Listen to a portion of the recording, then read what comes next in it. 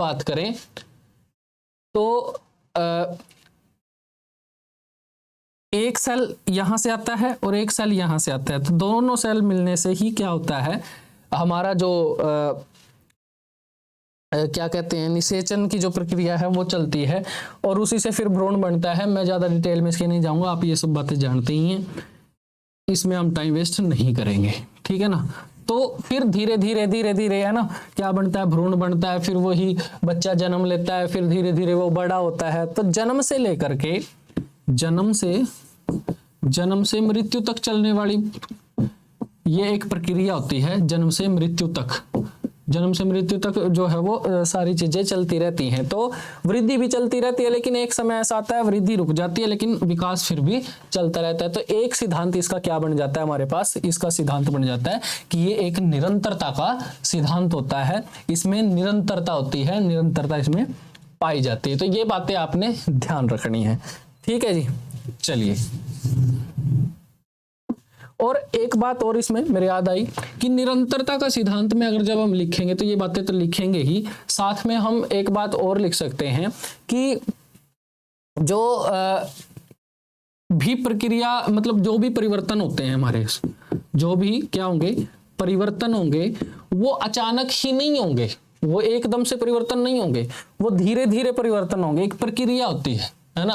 ऐसा तो नहीं होता कि सीधा बच्चा मान लो ना किसी निषेचन क्रिया हुई, ना कुछ अंड बना, ना वो में कुछ हुआ, है ना, और सीधा ही क्या हो गया कि 6 महीने का भ्रूण तैयार हो गया। ऐसा नहीं होगा।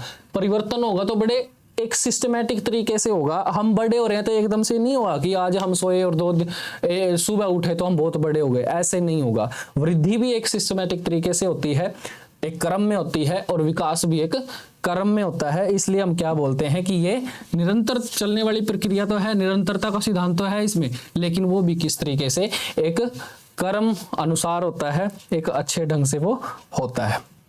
दूसरा सिद्धांत होता है इसका एक रूपता का सिद्धांत। एक रूपता का सिद्धांत। अब एक रूपता का सिद्धांत क्या कहता है, एक रूपता का सिद्धांत कहता है कि भी चाहे देखो वैसे हम अलग अलग हों, चाहे एक बच्चा मान लीजिए एक बच्चा भारत में पैदा हुआ और दूसरा बच्चा ऑस्ट्रेलिया में पैदा हो रहा है, लेकिन क्या ऑस्ट्रेलिया वाला जन्म होते ही बोलने थोड़ी लग जाएगा, या भारत वाला खेलने थोड़ी लग जाएगा, ठीक है ना। वो भाषा सीखेगा, कुछ कुछ शब्द सीखेगा, ठीक है। तभी मैंने क्या लिखा, एक रूपता का सिद्धांत। चाहे उनमें कुछ भी हो, रंग अलग हो सकते हैं, रूप अलग हो सकता है, आकार अलग हो सकता है, ठीक है, उनकी भाषा अलग हो सकती है, लेकिन जो एक तरीका है सीखने का, जो एक स्टेप बाय स्टेप चीजें सीखनी है उसने, एक निश्चित है, ठीक है ना।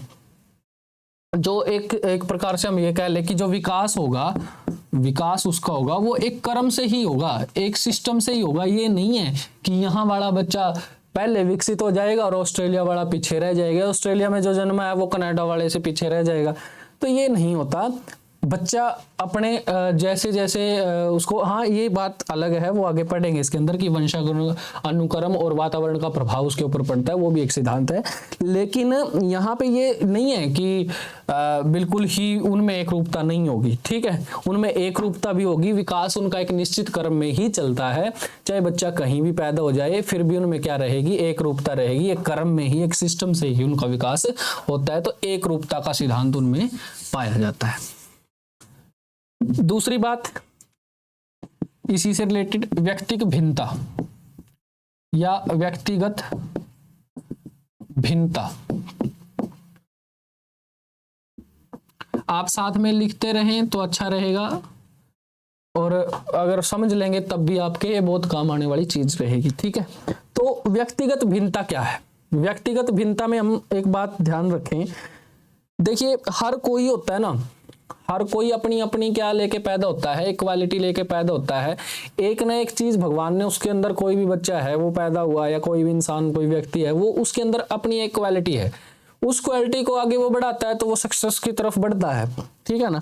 लेकिन फिर भी क्या है, फिर भी हम मान ले चाहे किसी के अंदर कुछ भी है, लेकिन अगर मैं 5 वर्ष के बच्चों की बात करूं तो लगभग अगर मैं सभी 5 वर्ष के बच्चों को इकट्ठा कर दूं तो उनमें सिमिलरिटी मिलेगी, ठीक है ना, सिमिलरिटी मिलेगी। लेकिन कुछ कुछ चीजें ऐसी मिलेंगी जो उन सब के अंदर अलग अलग मिलेंगी, ठीक है ना भाई। वैसे तो एक देखने में तो एक जैसे लग रहे हैं, वो सभी बच्चे हैं भाई 5 साल के हैं, ठीक है, सभी एक जैसे से लग रहे हैं, है ना। आप स्कूल में अगर पढ़ाते हैं तो आप छोटी क्लासों में जाएंगे ना तो आपको पता लगेगा कि सारे के सारे बच्चे एक ही जैसे होते हैं। मुझे तो बहुत टाइम लग गया था पहचान, आज भी मेरे पहचान में नहीं आते छोटे बच्चे जब होते हैं, तो मुझे एक ही जैसे लगते हैं सारे, है ना। लेकिन उनके अंदर जो भिन्नता होती है वो कुछ न कुछ अलग होती है, जैसे बोलने का तरीका, वो सारी चीजें ना, वो स्वाभाविक उनकी एक गति सी होती है। और विशेषताएं व्यवहार वो ज्यादा एकदम से किसी किसी की क्या हो जाती हैं, शीघ्रता से उसमें विकसित वो हो जाते हैं। और कुछ जो बच्चे होते हैं वो थोड़े सुस्त किस्म के रह जाते हैं, वो नहीं सीख पाते उन चीजों को। तो कुछ में वो एडवांस चीजें हो जाती हैं और कुछ में वो नहीं सीख पाते। तो इसलिए हर मनुष्य के अंदर क्या पाई जाती है, व्यक्तिगत विभिन्नता पाई जाती है। विकास भी देखो ठीक है, एक निरंतर प्रक्रिया है, सामान्य प्रक्रिया है, ठीक है, एक रूपता का सिद्धांत भी है, लेकिन फिर भी क्या होगा, उनके अंदर व्यक्तिगत रूप से भिन्नता पाई जाएगी। तो ये भी एक सिद्धांत यहाँ पे इंपॉर्टेंट हो जाता है कि व्यक्तियों में आपस में क्या पाई जाती है, भिन्नता पाई जाती है। सब अलग अलग होते हैं एक दूसरे से, उनके गुणों के आधार पे कह लें, ठीक है, उसमें दोनों ही आ गए, मात्रात्मक भी आ गए और गुणात्मक भी आ गए, दोनों प्रकार के गुण उसके अंदर रहते हैं। तो सभी बालक या सभी जो मनुष्य हैं या सभी जो व्यक्ति हैं उनको एक कटघरे में लेके नहीं आया जा सकता, यानी कि एक ही जो है या कह ले कि समानता उनमें नहीं हो सकती किसी में भी, ठीक है। एक रूपता जरूर रहती है, वो रहती है विकास की दर की और वृद्धि की दर की, एक रूपता जरूर रहती है, ठीक है, लेकिन समानता नहीं रहती, वो समानता का सिद्धांत ये नहीं है, ठीक है। एक रूपता का यानी कि एक जैसे दिखने वाले अलग बात है, व्यक्तिगत भिन्नता सब में अलग अलग मिलेगी, वो एक अलग बात है। उसके आगे हम बात करते हैं नंबर 4। नंबर 4 पे हम देखते हैं कि वंशानुक्रम और वातावरण, ठीक है ना। वंशानुक्रम, वंशानुक्रम ये कह लो कि नींव का काम होता है, वंशानुक्रम और वातावरण। देखो ये चीज जो है ना, ये सबसे ज्यादा मेरे हिसाब से सबसे ज्यादा जो प्रभाव डालती है किसके ऊपर, ये आपकी वृद्धि और विकास के ऊपर सबसे ज्यादा जो प्रभाव डालने वाला सिद्धांत है वो इसका है वंशानुक्रम और वातावरण का सिद्धांत। इसमें क्या बात करता है कि वंशानुक्रम यानी कि जो भी हम सभी देखो क्या है, हम सभी संतानें हैं किसी न किसी के ना, हमारे माता पिता हैं जो हमें अपनी पीढ़ी से गुण मिले हैं, ठीक है, हमें अपनी पिछली जो पीढ़ी है उनसे जो गुण मिले हैं उनको कहते हैं वंशानुक्रम। जैसे हमारी हाइट कैसी होगी, हमारा रंग कैसा होगा, ठीक है, हम किसके जैसे दिखेंगे, वो सारी चीजें किस पे डिपेंड करती हैं, वो वंशानुक्रम पे डिपेंड करती हैं। लेकिन उसके बाद इतना ही जो प्रभाव डालता है वो होता है वातावरण। जिस वातावरण में हम रहते हैं, जैसे माहौल में हम रहते हैं, वो सारी चीजें भी प्रभाव डालती हैं किसके ऊपर, वृद्धि और विकास के ऊपर। इसलिए ये भी एक क्या है, इंपॉर्टेंट हो जाता है हमारे लिए कि वंशानुक्रम और वातावरण का सिद्धांत, ठीक है, वातावरण का सिद्धांत, इनके ये सारे ही सिद्धांत हैं तो आप लगा लेना, ठीक है, कोई बड़ी बात नहीं है। तो वातावरण यानी कि वंशानुक्रम और वातावरण का सिद्धांत जो हो जाएगा वो अपना नींव माना जाता है किसके लिए, वृद्धि और विकास के लिए। कि हमारी वृद्धि कैसी होगी, हमारी हाइट बढ़ेगी नहीं बढ़ेगी, वो कौन डिपेंड, किसके ऊपर डिपेंड करेगा, हमारे माता पिता के ऊपर डिपेंड करेगा ना, वो हमारी वंशानुक्रम या फिर जैसे वातावरण में हम रह रहे हैं वो वातावरण कैसा है उसके ऊपर डिपेंड करेगा। तो ये चीजें आपने बड़े ध्यान से इसको कर लेना, समझने की चीजें हैं, नहीं याद करने में तो आप पजल हो जाएंगे, इतना सारा सिलेबस होता है, याद नहीं होता, ठीक है। उसके बाद समग्र विकास का सिद्धांत, समग्र विकास,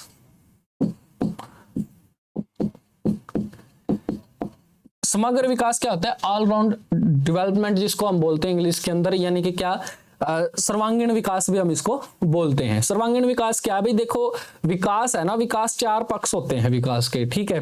आपका शारीरिक विकास भी होना चाहिए, आपका मानसिक विकास भी होना चाहिए, ठीक है, और आपका संवेगात्मक विकास भी होना चाहिए, ठीक है, आपका सामाजिक विकास भी होना चाहिए। 4 प्रकार के विकास माने जाते हैं, विकास के 4 भेद माने जाते हैं, ऐसा बोला जाता है।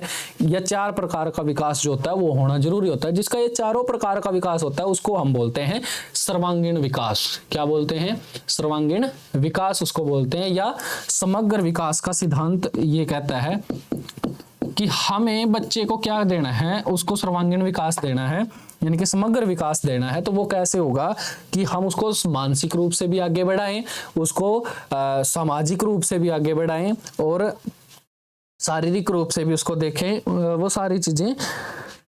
तो ये एक पक्ष है जिसके ऊपर बड़ा काम करने की जरूरत आजकल है, तो इसको आप जरूर याद रखिएगा, ठीक है ना।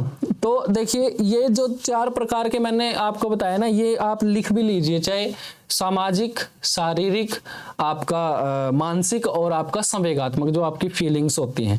ये 4 प्रकार का विकास आपको अन्य पेपर में भी मिलेगा, जो ऑप्शन कोर्स 1, 2, 3 ऐसे करके पेपर आएंगे, 7-8 पेपर, 8 पेपर जो आपके होने हैं, तो उनमें आपको कहीं ना कहीं देखने को मिलेगा और एक अलग से बड़ा टॉपिक मिलेगा ये। तो आप ये लिख लीजिए। और ये जो है ना, दोनों, तीनों, चारों, ठीक है, पहले का दूसरे से, दूसरे का तीसरे से, तीसरे का पहले से, ऐसे आपस में इनका क्या है, संबंध है, यानी कि एक दूसरे के ऊपर निर्भर है। जब तक सामाजिक विकास, देखो, जब तक हमारा शारीरिक विकास नहीं होगा तो मानसिक विकास भी नहीं होगा, मानसिक विकास नहीं होगा तो हमारे अंदर फीलिंग्स भी नहीं है किसी को समझने की, जब फीलिंग्स नहीं है तो हमें समाज भी दिखाई नहीं देगा। तो ये सारी बातें आपस में जुड़ी रहती हैं, तो इसलिए क्या हो जाता है हमारे पास समग्र विकास का सिद्धांत, यानी कि हमें चारों ओर से, चारों ओर से क्या करना है, विकास करना है। तो इसके भी समझने की जरूरत होती है और ये भी इफेक्ट डालता है, प्रभाव डालता है किसके ऊपर, वृद्धि और विकास के ऊपर, कि आप किस प्रकार से जो है विकसित हो गए। चलिए एक इसको पहले अगर लिखना है तो लिख लीजिए, फिर आगे करते हैं। स्क्रीनशॉट लेना है तो आप स्क्रीनशॉट भी इसका ले सकते हैं।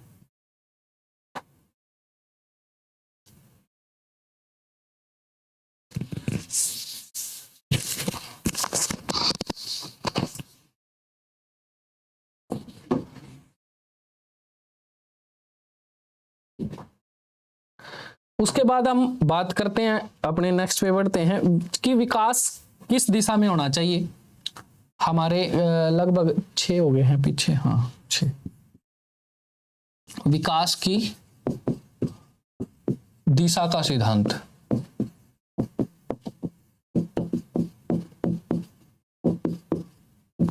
जो विकास की दिशा का सिद्धांत क्या है, इसमें आप 3 चीजें पढ़ेंगे मेनली, कि विकास की जो दिशा है वो किस प्रकार से होगी, ठीक है। देखो इसमें सबसे पहले तो जब बच्चा मतलब पेट में होता है तो वहीं से उसकी वृद्धि और विकास शुरू हो जाता है, ठीक है। तो वहीं से शुरू करते हैं। जैसे उसमें सबसे पहले क्या होता है, उसमें विकास जो होता है वो पहले सिर से, इसमें ही मैं लिख देता हूं, सिर से पांव की ओर।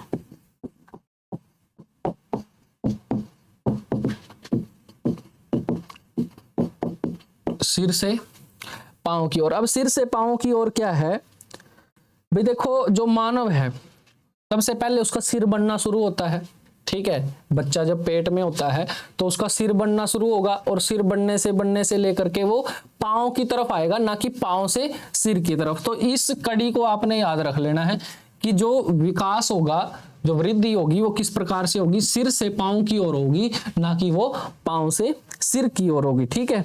तो दूसरा, फिर बनेगी उसकी जी रीढ़ की हड्डी। क्या बनेगी? रीढ़ की हड्डी बनेगी।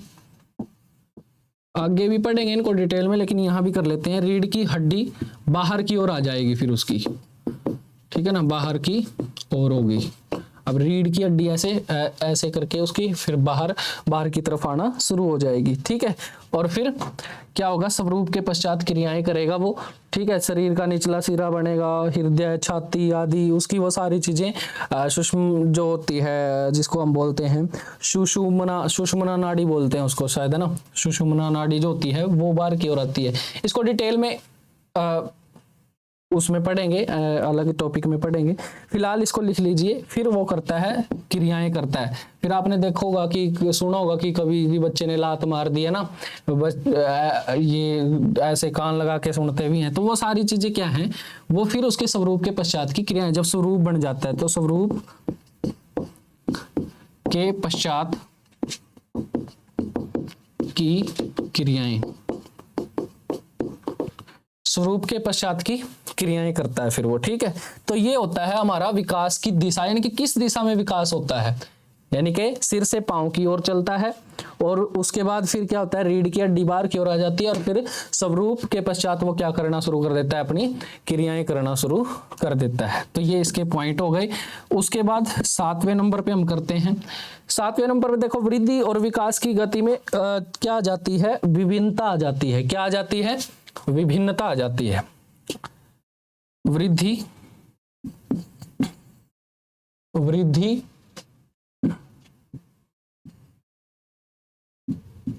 और विकास, वृद्धि और विकास की गति में भिन्नता आ जाती है। देखिए, आपको एक बात तो समझनी पड़ेगी सबसे पहले कि हम अपने आप को देखें पहले तो। क्या हम एक ही जैसे बड़े हैं? क्या जितनी जिस प्रकार से हम बड़े हुए हैं, क्या सामान्य तौर पे ऐसा हुआ है कि एक ही गति से बड़े हुए हों हम, कि हर रोज हम एक एक इंच करके बड़े हों, या फिर हर रोज का कुछ मापा हो हमने ऐसा कि एक दिन में ये, फिर अगले दिन ये, फिर अगले दिन दिनों के हिसाब से या महीनों के हिसाब से नापो? ऐसा कुछ नहीं होता। कभी कभी क्या होता है, कभी कभी वृद्धि जो होती है वो तेज हो जाती है हमारी। देखो होगा कि एकदम से हाइट ही बढ़ गई, ठीक है, कुछ ही दिनों में। और कई बार क्या होता है कि विकास जो है वो ज्यादा हो गया, वो इतनी एज का बच्चा हुआ भी नहीं, लेकिन बातें ऐसी ऐसी उसको आ गई हैं, अब मेंटल एबिलिटी इतनी हो गई है कि वो झट से काम कर देता है ना, समस्याओं पे सोचना शुरू कर देता है बच्चा। तो क्या होता है, विभिन्न अवस्थाएं होती हैं हमारे जीवन में, क्या होती हैं, विभिन्न अवस्थाएं आती हैं, और सभी अवस्थाओं के अंदर क्या होता है, वृद्धि और विकास एक समान गति से कार्य नहीं करते। कभी कभी वृद्धि आगे, कभी कभी विकास आगे, लेकिन एक स्टेज तो ऐसी आती है कि जहां वृद्धि बिल्कुल स्टॉप, रुक जाती है, ठीक है। वृद्धि क्या हो जाएगी, बिल्कुल रुक जाएगी। फिर आगे बढ़ने का काम कौन करेगा, सॉरी, फिर कौन करेगा? वृद्धि एक समय में रुक जाएगी, तो फिर विकास जो है वो आगे निरंतर चलने वाली प्रक्रिया जो है हमारी वो चलती रहेगी, और वृद्धि रुक जाएगी। लेकिन विभिन्न अवस्थाओं में क्या होगी, कभी कभी ये समान चलेंगी, कभी कभी एक दूसरे से आगे पीछे ऊपर नीचे होके चलेंगी, लेकिन एक स्थिति ऐसी आएगी जब वृद्धि रुक जाएगी और विकास आपका वो चलता रहेगा। तो इसलिए सिद्धांत क्या आया कि वृद्धि और विकास की गति में भिन्नता का सिद्धांत, ठीक है। तो इन दोनों की गति में विभिन्नता का, यानी कि भिन्नता का सिद्धांत रहता है, ठीक है। लिखना तो लिख लीजिए, स्क्रीनशॉट लेना तो आप स्क्रीनशॉट ले सकते हैं।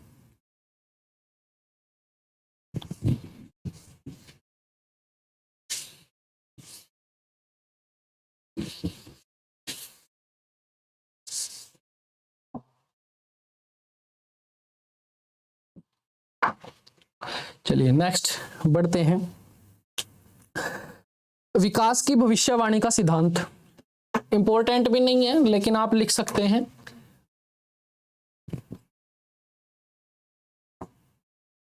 इसमें आप लिख ही लीजिए। चलिए, इसमें क्या लिखिए, भविष्यवाणी, विकास की भविष्यवाणी का सिद्धांत, विकास की भविष्यवाणी का सिद्धांत। अगर आप इनको ना, आप मेरे बताए हुए कंटेंट को अगर पेपर में जो का त्यों लिख देते हैं, ठीक है, और जितना एक्सप्लेन किया उतना भी लिख देते हैं, तो आपके अच्छे नंबर आने से कोई रोक नहीं सकता, ठीक है, क्योंकि ये सारी चीजें पहले खुद की हुई हैं और फिर आपको करवाई जा रही हैं। तो इसमें क्या है, विकास की भविष्यवाणी का सिद्धांत। आजकल क्या होता है, हम किसी के शरीर को, स्ट्रक्चर को देख करके, या किसी को छोटे बच्चे के दिमाग को देख करके हम कह देते हैं कि ये बनेगा। उसकी रुचियां देख लेते हैं, है ना, वो किस फील्ड में जाना चाहता है, वो किस प्रकार का माइंड उसका है, वो किस प्रकार में उसकी मतलब अभी रुचियां वो ले रहा है आजकल। तो इससे ये आसान आजकल कहना हो गया कि विकास की किस हद तक इसका क्या होगा, विकास होगा, उसके बारे में भविष्यवाणी की जाना आजकल आसान हो गया। इतनी सी बात इसमें लिखेंगे हम, ठीक है। उसके बाद कहता है सामान्य से विशिष्ट की ओर, सामान्य से विशिष्ट की ओर, विशिष्ट की ओर का सिद्धांत, ठीक है। सामान्य से विशिष्ट की ओर विकास का सिद्धांत। विकास जो होगा हमेशा सामान्य से विशिष्ट की तरफ चलेगा। देखो आप शुरू में ही मास्टर नहीं बन जाओगे किसी भी काम के, आपको पहले क्या होगा, पहले थोड़ा थोड़ा आएगा, उसके बाद थोड़ा और ज्यादा आएगा, आप थोड़ा और उसमें काम करेंगे तो आपको और समझ में आने लगेगा, लेकिन धीरे धीरे करके आप विशिष्टता उसमें हासिल कर लेंगे। आप सामान्य से, है ना, आप सामान्य से जो है विशिष्टता की ओर आ जाते हैं। अभी मेरे एक एग्जाम्पल याद आ गया, कुछ बच्चे पबजी खेलते हैं ना, पबजी खेलते थे पहले, अब तो शायद बैन हो चुकी है, मैंने तो कभी खेली नहीं वो, है ना। तो सामान्य उसमें पहले क्या आता है, उसको मेरे ख्याल से क्या बोलते हैं, उसको बोट बोलते हैं, ठीक है। कि जो नया आता है ना, नया आता है, उसको ट्रिगर नहीं दबाने आते, उसको पता नहीं है कि वो फायरिंग कहाँ से हो रही है, गोलियां कहाँ से चल रही है ना, उसको कुछ नहीं पता कहाँ से खड़ा होना है, कहाँ से लेटना है। तो एक बार मैं भी खेलने लगा था, तो मेरे साथ यही हुआ था, और मैं सामान्य था, लेकिन मैंने उसको आगे नहीं बढ़ाया क्योंकि टाइम वेस्टिंग थी और मैं विशिष्टता तक नहीं पहुंच पाया उसमें ना। तो इसमें क्या हुआ कि सामान्य से विशिष्टता की ओर पहुंचने के लिए आपको वो काम कंटिन्यूअसली करना पड़ता है तभी, और अगर आप छोड़ ही देंगे तो उसको फिर कैसे आएगा। लेकिन विकास वो चीज है जो हम इंटेलेक्चुअल डेली की लाइफ में सीखते हैं, हमारे अंग बढ़ते हैं तो हम धीरे धीरे उनको जो है वो काम करना शुरू कर देते हैं, ठीक है। लेकिन यहाँ पे एग्जांपल ले रहा था मैं पबजी का ना, तो पबजी में क्या होता है, जब पहली बार आते हैं हम तो थोड़ी सीखते हैं हम, इधर से किसी को एक को मारेंगे, दो को मारेंगे उसमें ना, तो ऐसे किल लेने होते हैं उसमें शायद, तो वो करते हैं। लेकिन एक समय ऐसा आता है खेल खेल के हम क्या हो जाते हैं, विशिष्ट हो जाते हैं, हमारे सामने कोई टिक नहीं पाता फिर, है ना। तो कुछ ऐसे भी इतने तेज तरार भी उसको खेलते हैं। तो ये विकास जो होता है, अब विकास क्या हो गया, उसके मानसिक विकास हो गया, उसको पता है कि यहाँ ये चीज है, और मानसिक के साथ क्या जुड़ गया, उसका शारीरिक विकास जुड़ गया, उसको तुरंत जो है वो काम कर रहा है, उसको पता है इधर से आया इधर दबाएगा, इधर से आया इधर दबाएगा ना, वो सारी चीजें आपस में कनेक्टिविटी उसकी बन गई। वो कैसे बन गई, जब वो सामान्य से विशिष्टता की ओर बढ़ा, उसका विकास होता चला गया, ठीक है ना, विकास होता चला गया। तो ये कैसा सिद्धांत हो गया, ये सिद्धांत हो गया उसका सामान्य से विशिष्टता की ओर। उसके बाद कर लेते हैं बात एकीकरण का सिद्धांत। भाई एकीकरण का, अब एकीकरण का सिद्धांत क्या है। एकीकरण से आप क्या समझते हैं कि एक करना। अब देखो छोटा बच्चा होता है, आप छोटे बच्चे को देखना, वो कभी भी क्या करेगा, अपने हाथ को ऐसे ऐसे हिलाता रहेगा, है ना, ऐसे ऐसे ऐसे ऐसे हिलाता रहेगा बिल्कुल। लेकिन कुछ दिनों के बाद क्या होगा, वो अब पूरा हाथ नहीं हिलाएगा, वो अपनी उंगलियों को हिलाना शुरू करेगा, ठीक है, ऐसे करना शुरू किया उसने फिर, ठीक है।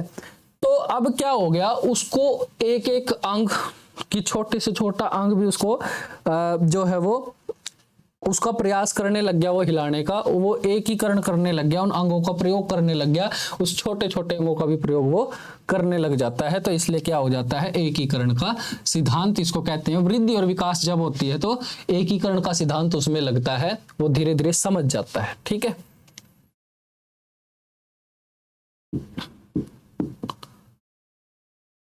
जैसे हम स्टार्टिंग में इसका एक एग्जांपल और बढ़िया सा आपके सामने रखता हूँ। बाइक हम सीखते हैं, जब मान लो जब आपने भी अगर बाइक सीखी होगी, है ना, तो क्या होता है स्टार्टिंग में, जब एक हाथ में हमारे एक्सीलेटर होता है, ठीक है, जिसको रेस बोलते हैं ना, एक हाथ में इधर क्लच होता है और पाँव हमारे लेफ्ट साइड की तरफ गियर रहते हैं उसके, और राइट साइड के ब्रेक रहते हैं, ठीक है।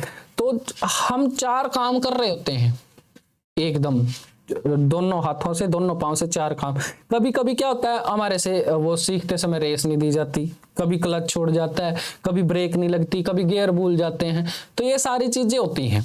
ठीक है, जब हम एकीकरण नहीं कर पाते, लेकिन धीरे धीरे जब हम सीखते हैं हम चीज को, विकास अपना जब मानसिक और शारीरिक दोनों तरीके का जोड़ लेते हैं, हम चीजों को एकीकरण कर लेते हैं, तब हम क्या कर लेते हैं, वही ना, सामान्य से विशिष्टता की ओर जब हम बढ़ते हैं तब एकीकरण भी तो करते हैं हम, उन सभी चीजों का हम फिर एकीकरण करके फिर चलाते हैं ना भाई, इसके साथ ये चीज जोड़ दी, इसके साथ ये चीज जोड़ दी, माइंड कहता है कि यहाँ पे ये है तो ये कीजिए, ये है तो ये कीजिए, ठीक है।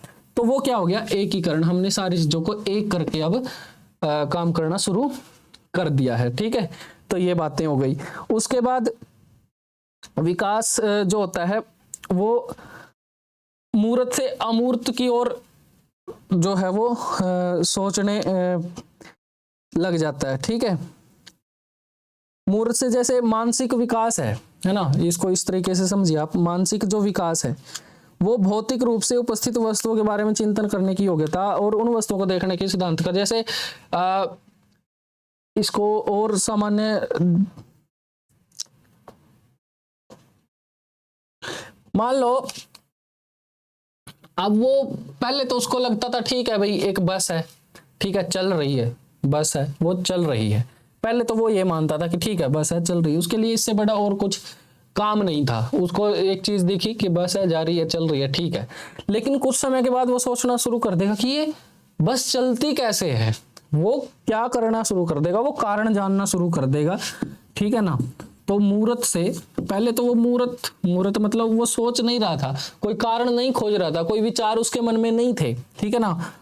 फिर क्या हुआ, मूर्त से अमूर्त की ओर हो गया, वो मूर्त से अमूर्त की ओर विकास का सिद्धांत इसको हम बोलते हैं, ठीक है। मूर्त से यानी कि पहले वो सोच नहीं रहा था, ठीक है, पहले वो सोच नहीं रहा था, अब वो कारण और उसका प्रभाव, इसमें आप लिख लो कारण और प्रभाव। अब बालक के मन में या बच्चे के मन में क्या चीजें आती हैं, उसको हर चीज का कारण चाहिए। अब ये ऐसा है तो ऐसा क्यों नहीं है ना, ऐसा है तो ऐसा क्यों नहीं है।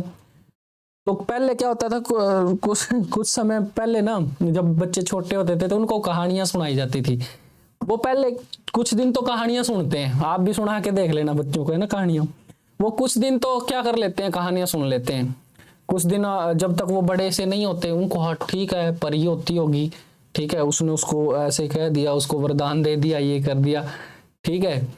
वो कहानियां सुनाते हैं हम लकड़हारे की कि उसको एक वो गिरी कुलाड़ी, वो बच्चे कहते कि वो सोने की नहीं ले लेता जी, ठीक है।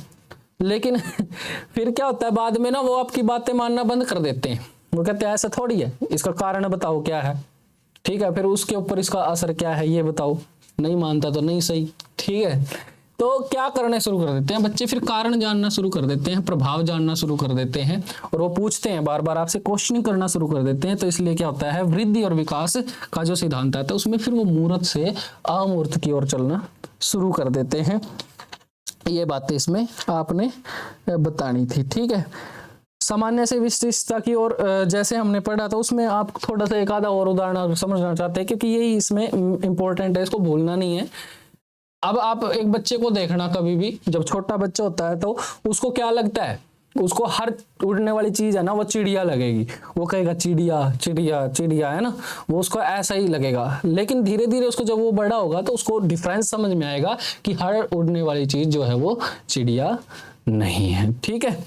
तो इस प्रकार से आप इन चीजों को कर सकते हैं। कुछ सिद्धांत मैंने लिखवाए हैं यहाँ पे, आपको लगभग 12 हो गए हैं, और इतने अगर आप लिख देंगे तो आपका क्वेश्चन बिल्कुल सही हो जाएगा। आपने 2-3 बातों का और ध्यान रखना है।